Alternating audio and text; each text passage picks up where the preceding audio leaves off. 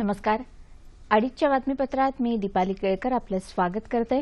सुरुवातीला एक नजर ठळक बातम्यांवर. पंतप्रधान नरेंद्र मोदी आणि जर्मनीच्या चॅन्सलर अँजेला मर्केल यांच्या भेटीत कृषी, व्यापार, सुरक्षा आदी महत्त्वाच्या मुद्द्यांवर चर्चा. चालू आर्थिक वर्षात वित्तीय तूट नियंत्रणात ठेवण्याचं उद्दिष्ट गाठणारं ढोबळ राष्ट्रीय उत्पन्नही 7.5% जाणार. देशातल्या बंदर विकासाच्या सागरमाला प्रकल्पाच्या सर्वोच्च समितीची पहिली बैठक आज नवी दिल्लीत होणार. जम्मू काश्मीरमध्ये सुरक्षा दलाच्या जवानांबरोबर झालेल्या चकमकीत 4 जवानांना हुतात्म्य, 1 दहशतवादी ठार. आदिवासी समाजातल्या 25,000 विद्यार्थ्यांना दरवर्षी नामांकित शाळांमध्ये प्रवेश देण्याची मुख्यमंत्र्यांची घोषणा. राज्यातल्या ग्रामीण क्रीडा स्पर्धांमध्ये बास्केटबॉल खेळाचा समावेश करण्याचं मुख्यमंत्र्यांचं आश्वासन. आणि भारत आणि दक्षिण आफ्रिका क्रिकेट संघांमध्ये आज दुसरी T20 लढत. भारतासाठी विजय अनिवार्य. आणि आता सविस्तर वृत्त. भारताच्या दौऱ्यावर आलेल्या जर्मनीच्या चॅन्सलर अँजेला मर्केल यांचं आज राष्ट्रपती भवनात समारंभपूर्वक स्वागत करण्यात आलं. त्यानंतर त्यांनी पंतप्रधान नरेंद्र मोदी यांची भेट घेऊन विविध मुद्द्यांवर व्यापक चर्चा केली. या चर्चेत उभय देशांदरम्यान व्यापार, संरक्षण, शिक्षण, कौशल्य विकास, विज्ञान, तंत्रज्ञान आणि कृषी क्षेत्रात द्विपक्षीय सहकार्य वाढवण्याबाबत भर राहिला. या क्षेत्रात उभय देशांदरम्यान झालेल्या करारांवर स्वाक्षऱ्या करण्यात आल्या. अँजेला मर्केल यांनी आज परराष्ट्र व्यवहार मंत्री सुषमा स्वराज यांचीही भेट घेतली. नरेंद्र मोदी यांच्या नेतृत्वाखालील विकास योजनांना समर्थन देण्याचं आश्वासन मर्केल यांनी यावेळी दिलं. भारत जर्मनी दरम्यानच्या 3ऱ्या आंतरसरकारी आढावा समितीच्या बैठकीतही अँजेला मर्केल सहभागी होतील. पंतप्रधान नरेंद्र मोदी आणि मर्केल या बैठकीचे सहअध्यक्ष असतील. राष्ट्रपती प्रणव मुखर्जी यांचीही मर्केल यांनी भेट घेतील. उद्या त्या पंतप्रधानांसोबत बेंगळुरूला जाणार असून तिथं त्या एका कार्यक्रमात सहभागी होतील. मर्केल काल रात्री उशिरा दिल्लीत पोहोचल्या. केंद्रीय वित्त राज्यमंत्री जयंत सिन्हा यांनी त्यांचं विमानतळावर स्वागत केलं. पंतप्रधान नरेंद्र मोदींनी आपल्या ट्विटर संदेशात जर्मनीच्या चॅन्सलर मर्केल यांना नमस्ते म्हटलं आहे. तसंच त्यांचं आणि त्यांच्या शिष्टमंडळाचं जोरदार स्वागत केलं. मर्केल यांच्या या दौऱ्यामुळे भारत आणि जर्मनीचे संबंध अधिक दृढ होतील अशी आशा पंतप्रधानांनी व्यक्त केली आहे. भारत आणि जर्मनी यांच्या द्विपक्षीय संबंधांबाबत आंतरराष्ट्रीय घडामोडींचे विश्लेषक डॉ. शैलेंद्र देवळाणकर यांनी दूरध्वनीवरून विश्लेषण केलं आहे. म्हणून किंवा केंद्र म्हणून ओळखला जातो.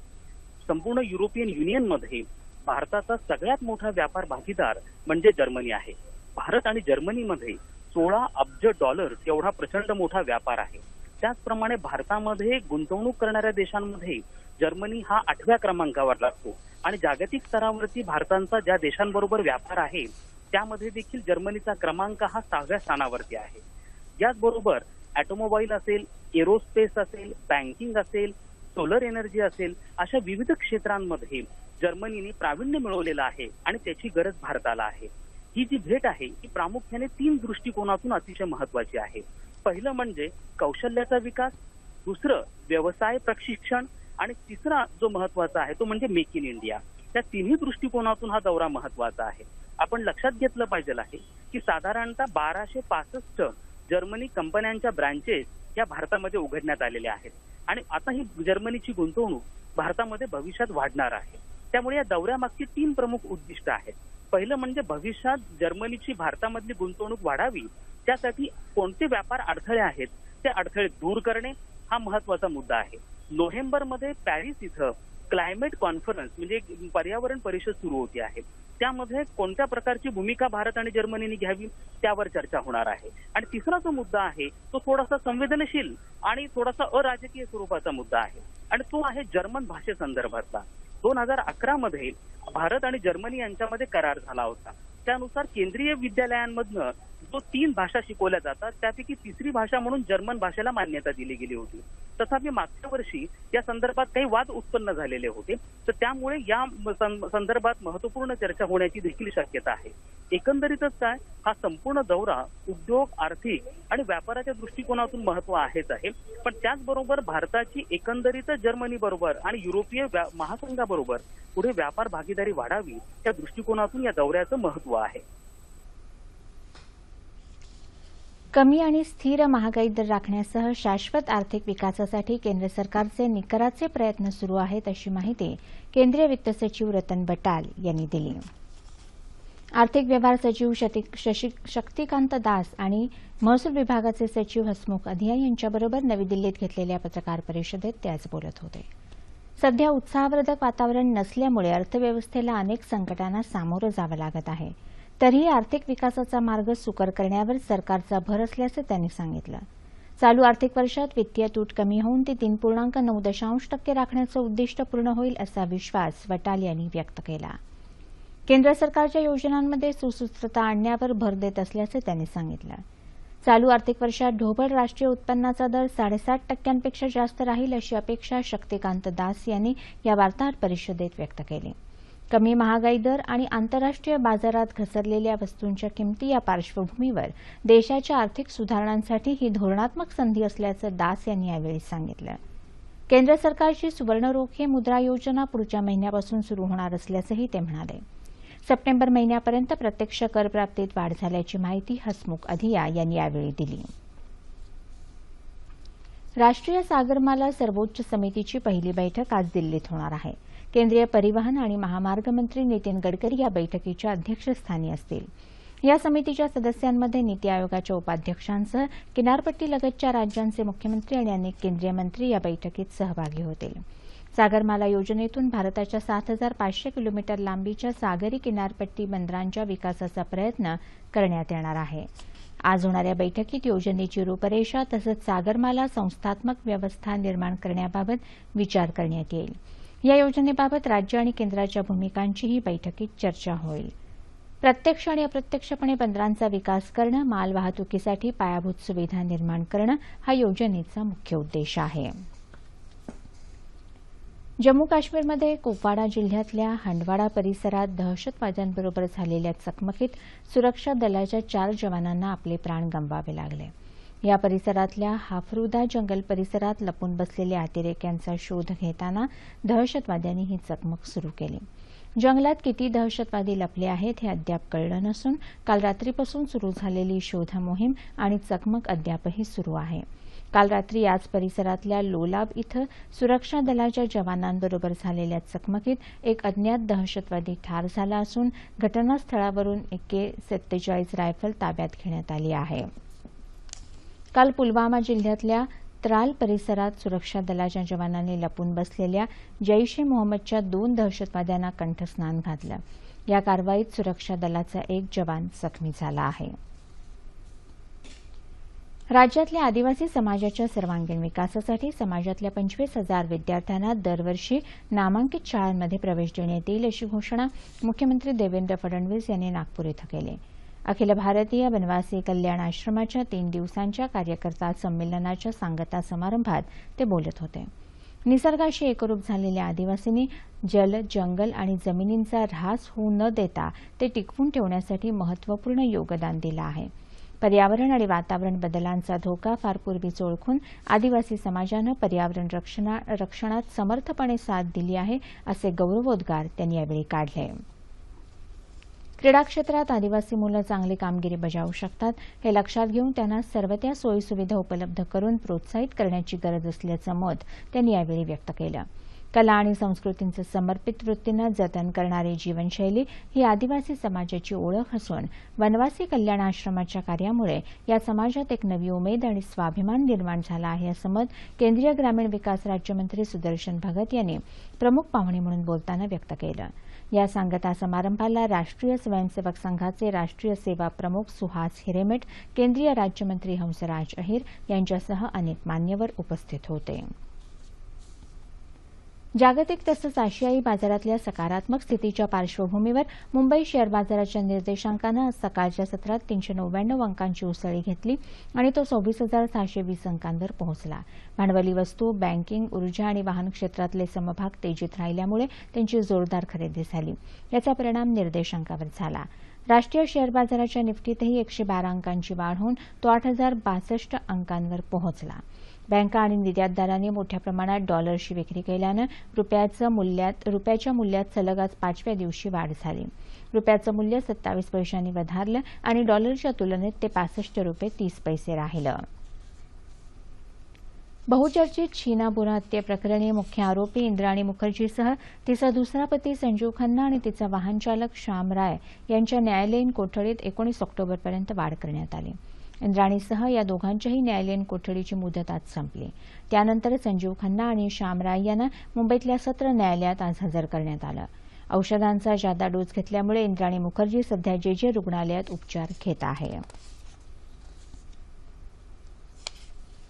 वातावरणात अचानक झालेल्या बदलांमुळे गडचिरोली जिल्ह्यात तापाची साथ पसरली असून जिल्हा रुग्णालयात क्षमतेपेक्षा दुप्पट रुग्ण दाखल झाले आहेत.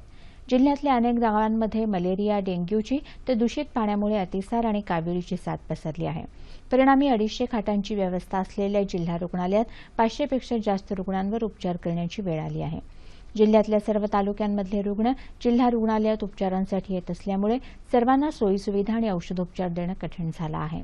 त्यामुळे जिल्हा रुग्णालयावरचा भार कमी करण्यासाठी ग्रामीण आणि उपजिल्हा रुग्णालयांमधल्या सुविधा वाढवण्याची गरज असल्याचं मत व्यक्त करण्यात येत आहे.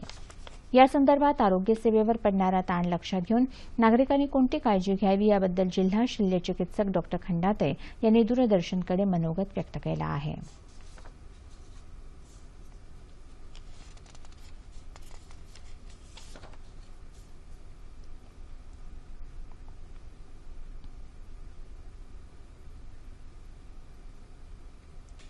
गडचिरोली जिल्ह्यात जवळपास 20,000 हे तापाचे रुग्ण आहेत. त्याच्यामध्ये सामान्य रुग्णालय गडचिरोली खाटाची संख्या 252 सँक्शन आहेत. पण तापाचे रुग्ण जास्त वाढल्यामुळे 400 ते 500 रुग्ण दररोज सामान्य रुग्णालय गडचिरोली येथे भरती होतात. याच्यामध्ये आपण आमचे जे मेडिकल ऑफिसर आणि स्पेशालिस्ट डॉक्टर ते त्यांच्यावर उपचार करून योग्य प्रकारे सेवा देतात. आमच्याकडे जर पेशंट सिरियस झाला तर व्हेंटिलेटरची पण सोय आहे. सोबत लेबोरेटरी पॅथॉलॉजी लॅब 24 तास अहोरात्र कार्यरत आहे. त्याच्यामध्ये ब्लड बँक, ज्या रुग्णांना ब्लडची आवश्यकता आहे त्यांना आम्ही ब्लड सुद्धा देतो. तर याच्यासाठी मलेरियासाठी आमच्याकडे ट्रीटमेंट, आर्टेसोनेट, विनाईल हे पूर्ण औषधी साठा उपलब्ध आहे. औषधी साठ्यामध्ये क्लोरोक्विन सुद्धा अवेलेबल आहे. एकही रुग्णाला आम्ही विदाउट ट्रीटमेंट ठेवत नाही. सामान्य रुग्णालय गडचिरोलीची खाटाची संख्या वाढवणे अत्यंत आवश्यक आहे. वुमन हॉस्पिटल जर चालू झाले तर सामान्य रुग्णालय गडचिरोली येथील रुग्णाची संख्या कमी होऊ शकते. दुसरी गोष्ट म्हणजे याच्यासाठी आम्ही सगळ्या गाव पातळीवर आणि तालुका पातळीवर उपाययोजना केलेल्या आहे, जेणेकरून तापाची संख्या कमी होईल. आमच्या सामान्य रुग्णालय गडचिरोलीमध्ये मेडिकल ऑफिसरचे पद रिक्त असून सुद्धा जे वैद्यकीय अधिकारी कार्यरत आहेत ते नियमितपणे, प्रामाणिकपणे सेवा देऊन राहिले. यांच्यासोबत क्लास 1 21 पैकी 8 क्लास 1 स्पेशलिस्ट तज्ञ ते सुद्धा सेवा देतात. हे आमची अशी टीम आहे. एवढा म्हणजे कमी अपुरा स्टाफ असून सुद्धा आम्ही आमचे कर्मचारी सर्व प्रामाणिकपणे काम करीत आहे. मलेरिया आणि डेंग्यू आणि इतर अतिसार हे याचं प्रमाण कंट्रोलमध्ये आलेलं आहे आणि मृत्यू संख्याही मलेरिया आणि डेंग्यूमुळे मृत्यू झालेल्याची संख्या फार कमी आहे. तापी नदीवरच्या प्रकाशा आणि सारंगखेडा इथल्या बॅरेजमध्ये साठवलेलं पाणी शेतकऱ्यांच्या बांधापर्यंत पोहोचवण्यात यावं या मागणीकरता नंदुरबार जिल्ह्यातल्या शेकडो शेतकऱ्यांनी आपल्या कुटुंबासह जिल्हाधिकारी कार्यालयासमोर आमरण उपोषण सुरू केलं आहे. नंदुरबार जिल्ह्यात नेहमीच दुष्काळ सदृश परिस्थिती असते. तसंच बहुतांश शेती पावसावर अवलंबून आहे. तापी खोरे विकास महामंडळानं प्रकाशा आणि सारंगखेडा इथं शेती सिंचनासाठी कोट्यवधी रुपये खर्च करून बॅरेज बांधला आहे. गेल्या अनेक वर्षापासून त्यात मोठ्या प्रमाणात साठवलेलं पाणी दरवर्षी वाया जात असून उपसा जलसिंचन योजना कार्यान्वित करून ते पाणी आपल्या बांधांपर्यंत पोहोचवण्यात यावं या मागणीसाठी शेतकऱ्यांनी हे आंदोलन पुकारलं असून काल उपोषणाचा 4था दिवस होता. सरकारने या विषयाकडे गंभीरपणे लक्ष देऊन शेतकरी आणि शेतमजुरांच्या हितासाठी तातडीनं पावलं उचलावीत अशी मागणी शेतकऱ्यांनी केली आहे. निव्वळ कोरडवाहू शेतीवर अवलंबून असलेल्या शेतकऱ्यांच्या उत्पन्नात वाढ व्हावी याकरता कृषी विभागाकडून विविध योजना राबवण्यात येतात. वाशिम जिल्ह्यात राबवण्यात आलेलं राष्ट्रीय शाश्वत शेती अभियान तिथल्या शेतकऱ्यांकरता लाभदायी ठरलं आहे. कृषी विभागाकडून वाशिम जिल्ह्यातल्या शेलू या गावात राबवण्यात आलेलं राष्ट्रीय शाश्वत शेती अभियान तिथल्या शेतकऱ्यांकरता वरदान ठरलं आहे. कोरडवाहू क्षेत्राचा विकास व्हावा या हेतूनं चालवण्यात येत असलेल्या या उपक्रमाअंतर्गत शेतकऱ्यांचा उत्पादन खर्च कमी करून त्यांना सिंचनाची साधनं उपलब्ध करून देण्यात येतात.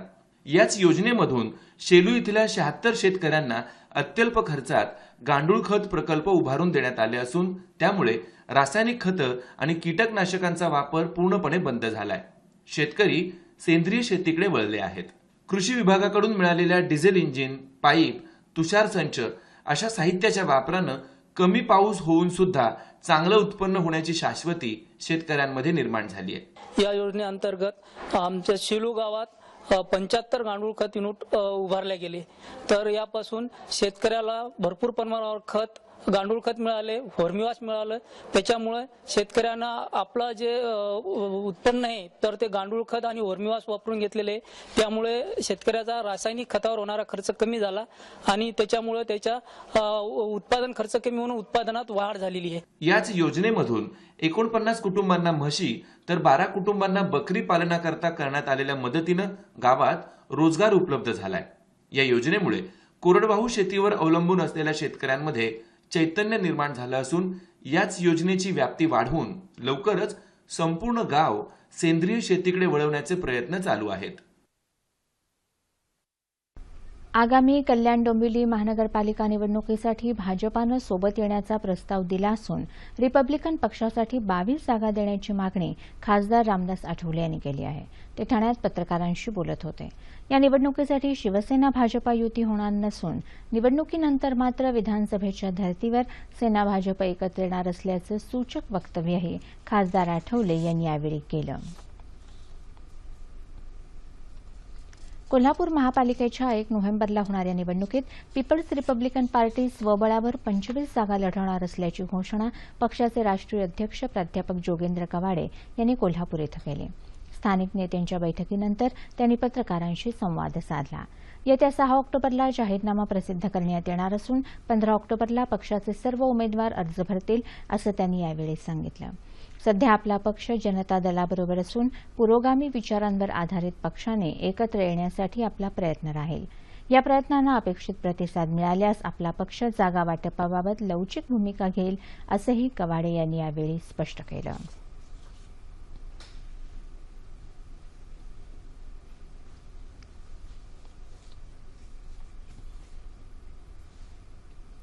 आणि आता क्रीडावृत्त. किशोर गटाच्या 27व्या राज्यस्तरीय कबड्डी स्पर्धेत सांगली आणि मुंबई उपनगर संघांमध्ये झालेल्या अंतिम सामन्यात बरोबरी झाल्यामुळे दोन्ही संघांना विजेतेपद विभागून देण्यात आलं. मुलींच्या गटात मुंबई उपनगर संघानं अजिंक्यपद तर अहमदनगर संघानं उपविजेतेपद पटकावलं. सांगली इथल्या तरुण भारत व्यायाम मंडळानं आयोजित केलेल्या या स्पर्धेत मुलांचे 25 तर मुलींचे 23 संघ सहभागी झाले होते. स्थानिक आमदार सुधीर गाडगीळ यांच्या हस्ते विजेत्या संघांना आणि विशेष प्रावीण्य मिळवलेल्या खेळाडूंना पारितोषिकं प्रदान करण्यात आली.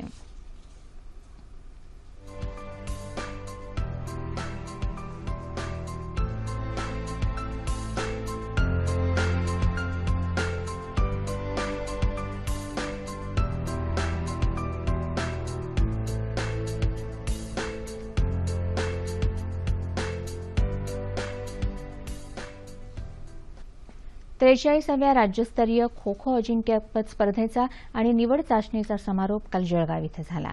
अंतिम स्पर्धेत कुमार आणि मुलींच्या गटात ठाणे संघानं सांघिक विजेतेपद पटकावलं तर मुलांच्या खो खो स्पर्धेत ठाणे संघानं प्रथम क्रमांक मिळवला.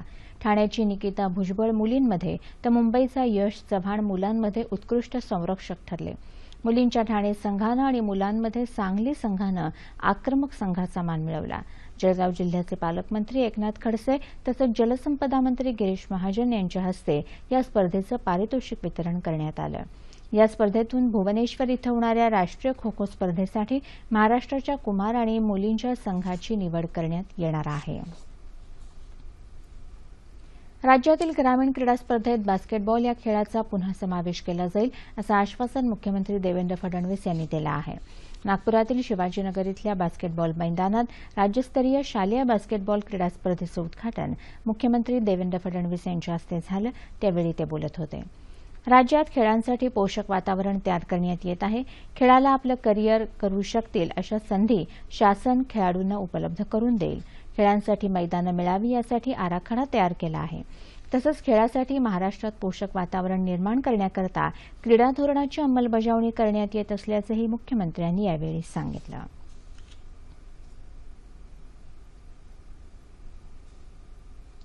भारत दौऱ्यावर आलेल्या दक्षिण आफ्रिकेच्या क्रिकेट संघाबरोबर 3 T20 सामन्यांच्या मालिकेतली दुसरी लढत आज संध्याकाळी कटक इथं होणार आहे. पहिला सामना गमावल्यामुळे मालिकेतलं आव्हान कायम ठेवण्यासाठी भारताला आजचा सामना जिंकणं आवश्यक आहे. पहिल्या सामन्यात चांगली धावसंख्या उभारूनही गोलंदाजांच्या अपयशामुळे भारताला पराभव पत्करावा लागला होता. त्यामुळे गोलंदाजांची कामगिरी सुधारणं भारतासाठी महत्त्वाचं आहे. त्यादृष्टीनं भारतीय संघात अमित मिश्रा आणि मध्यमगती गोलंदाज स्टुअर्ट बिन्नीचा समावेश होण्याची शक्यता वर्तवण्यात येत आहे.